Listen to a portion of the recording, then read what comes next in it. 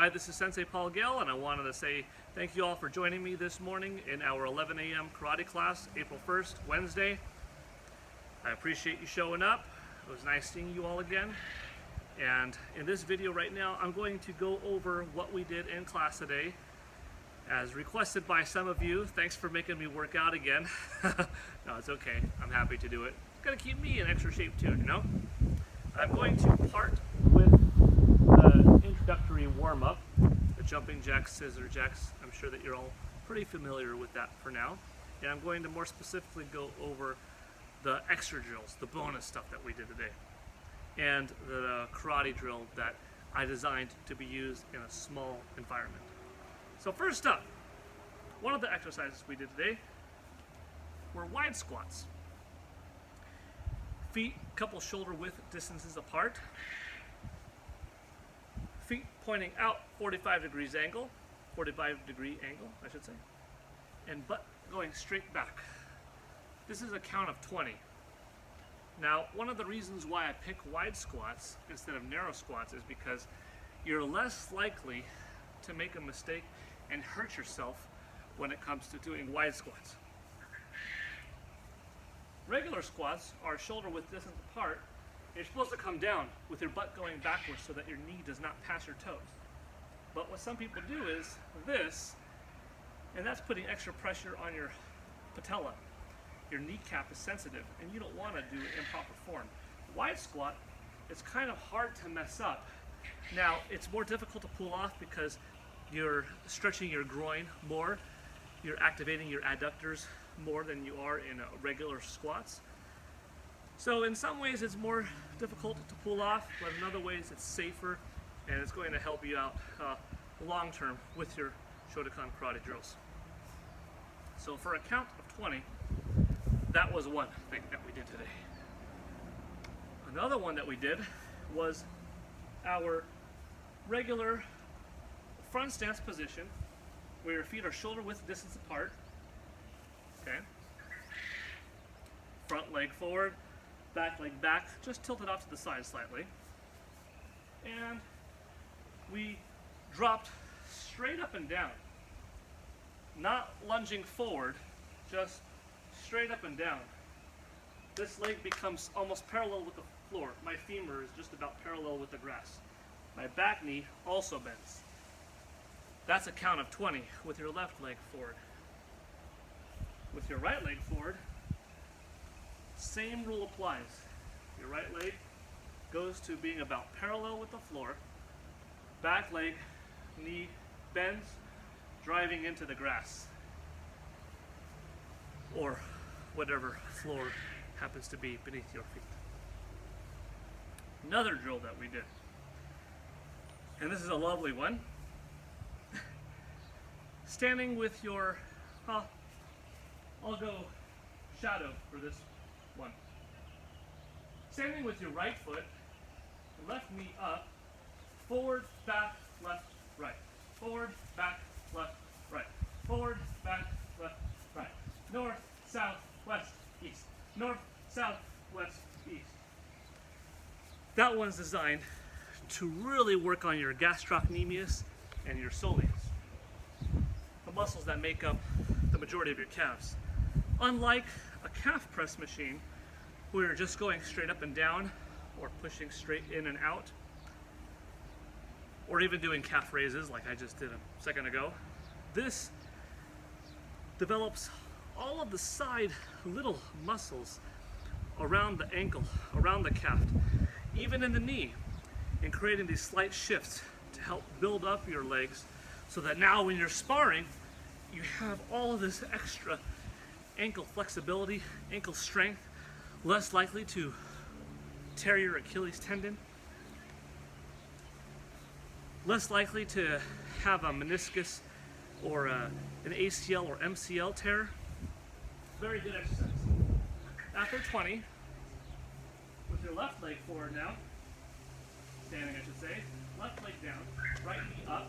Once again, forward, back, right, left, forward, back, right, left, forward, back, right, left. 1, 2, 3, 4. North, south, east, west. North, south, east, west. Forward, back, it is important to go forward and back, left and right, or left and right, forward and back. For this drill, you don't want to just go up, right, down, left, up, right, down, left. You can, but this particular drill is to go opposite directions, opposite directions. That's creating direct motion, opposite motion retreating, direct motion shifting, opposite motion shifting, instead of kind of going cyclical, instead of going in a square. It's stop and ends, it's start and pauses. So, to review so far, that's about halfway there with the leg-centric exercises. We got the wide squats, 20 times. That's one drill. We have the drop-down lunges, 20 times on one leg, and 20 lunges on the other leg. That's two drills. We have the forward, back, left, right, forward, back, right, left, bouncing north, south, east, west, calf hop drill. Then we have another one that is similar to the wide squats, but this is the perfect way how to show how these calisthenic drills that I have developed are also able to be properly integrated into your Shotokan Karate training. Yes, anybody could do a wide squat, but how does a wide squat apply to improving your karate game? Well, for instance, wide squat, side kick, wide squat, side kick. You may do wide squat snap or wide squat thrust, snap or thrust. But go for 20. Pick which one you want to commit to. Snap, squat, kick, squat, kick, squat, kick. Now you can see, oh, that's directly increasing your hip flexibility to improve your side snap and your side thrust kick drills, while also maintaining balance. So that's the fourth drill. The fifth drill is one of two ways you could do it. We'll start with the way I first showed it in class, and then we could go with the other form. You are shadowing me right now. Legs are neutral. Bring your right leg back. Drop down with the right leg. Bring it up, kick with the left. Drop down, up, kick with the left. Drop the right one back, up, kick.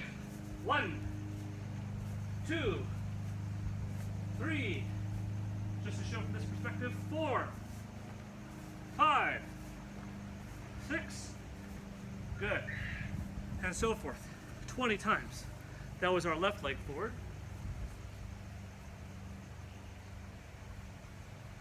Right leg's going to be forward now. Sliding the left leg back into place. Drop that back leg down. Up, kick, down, kick, down, kick, down, kick, down. Different perspective now. Down, kick, down, kick, down. Good. That is the way that we did it in class today. The other way to do it is the leg that is back does all of the front snap kicks. So in this case, my right leg is shooting back and I'm doing all of the front snap kicks. Both of these drills are important, useful. The second one isn't the one that we did in class though. But left leg back now. 1, 2, 1, 2, 1, 2. From the side, back leg goes back up, kick, kick, kick. So that's 6 drills. The next thing we did was a specific Shotokan Karate drill that I have for you for limited space. Karate has so many different tools, and you have to use all of the tools to carve out this perfect sculpture, right? You have different chisels of different sizes, right? You have different brushes to wipe off dust, different coarseness of sandpaper to roll around, a hammer of a certain weight with certain weight distribution, bigger, smaller, you know, think of it like that, like a lot of different little tools to make you the best, most perfect looking, functioning, understanding karate practitioner and eventual sensei. That's the route that you plan on taking, that you can possibly be. It is important to go back and forth in your basics. It is important to do kata. It is important to change up how you do your basics also, because this form of basics that I'm about to show you, that we did this morning, achieves something different than basics going back and forth. And that's really a lot of hip rotation, a lot of waist rotation, similar stuff that you end up doing in Heian Shodan, the first kata in Shotokan Karate, and a lot of the katas for that matter. So one of the things we did was pointing off to your left with your right hand, rising block, reverse punch, and coming back. Or pointing off to your left with your right hand underneath your right elbow, inside outside block, reverse punch. The next step was right hand pointing left, rising block, behind you, reverse punch. And, for that matter, right hand pointing, left hand under the armpit, rotating counterclockwise with an inside-outside block, reverse punch. Coming back, now, right hand pointing left, don't move the right foot right now, left foot is moving all the way around, rising block, reverse punch.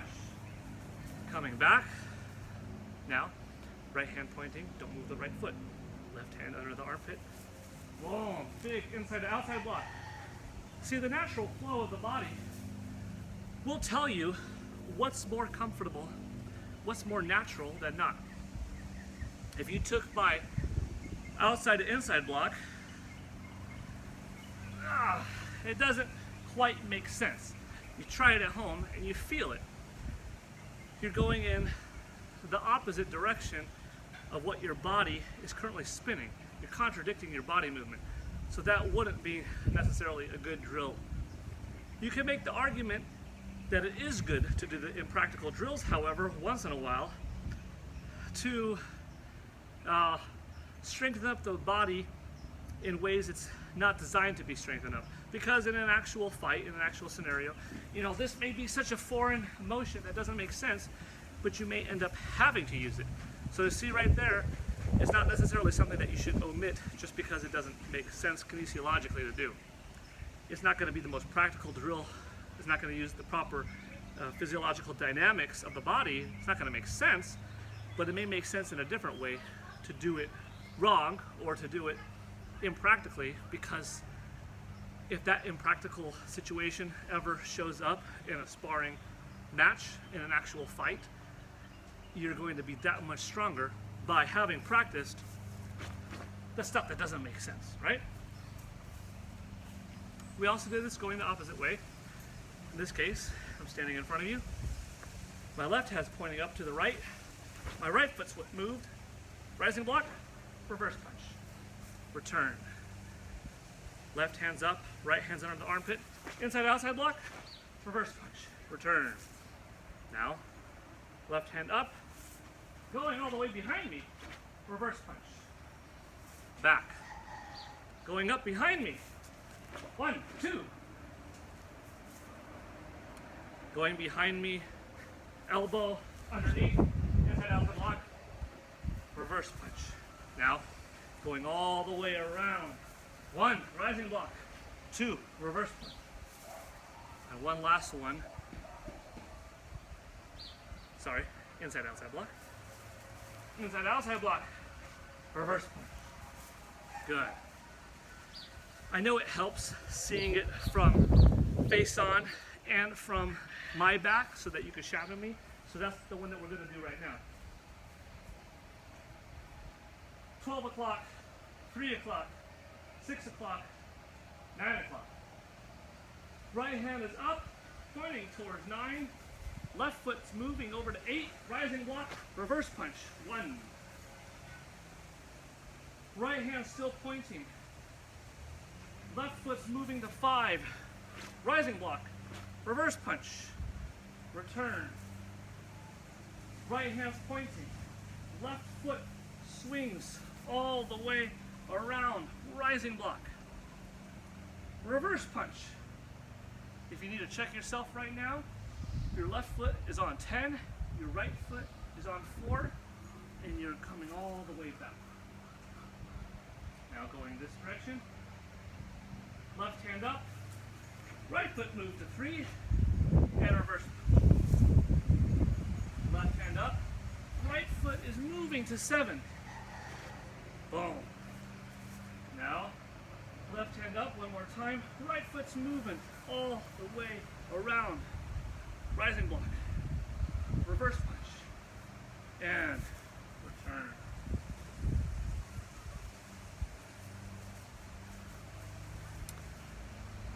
One of the other things that we did today was, as so kindly requested by you all, abdominal workouts. Things to develop our core. So that's what we're going to do right now. I'm going to lower this, and you're going to join me. No video cuts, no video editing. We're just going live and keeping it real. Okay.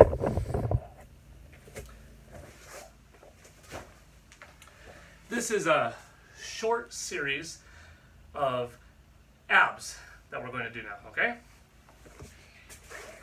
Just several small workouts, but they're specifically chambered together to complement one another really well to give you quite a solid ab workout and work out your core, okay?